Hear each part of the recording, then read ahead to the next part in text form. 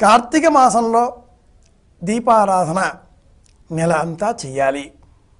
చేసినా చేయకపోయినా ఏదైనా మధ్యలో ఒకరోజు అవాంతరం వచ్చినా ఆ అన్నింటికీ కూడా సమాధానంగా ఈ రోజున ప్రత్యేకంగా పోలి దీపం అన్న పేరిట 33 దీపాలను ఒకే ఒత్తిగా వెలిగిస్తారు సంప్రదాయం తెలిసిన సనాతనులు. 30 దీపాలు, 31 దీపం నెలకు గుర్తుగాను, 2 దీపాలు ఈ రోజుకు సంబంధించినవిగాను భావన చేసి 33 దీపాలను ఈ రోజున మనం వెలిగించాలి.